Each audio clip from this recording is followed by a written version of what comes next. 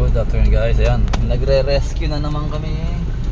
Ayan si nanay, bibili ng pyesa. Talaga naman.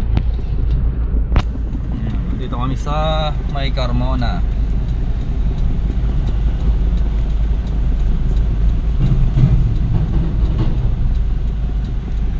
Secondary clutch at copper tube sa ATF ang tumagas. Ayan. Ayan.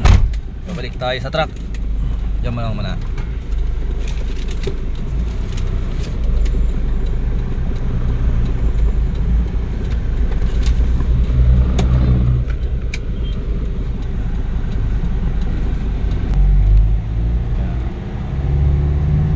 Papapunta uli kami ng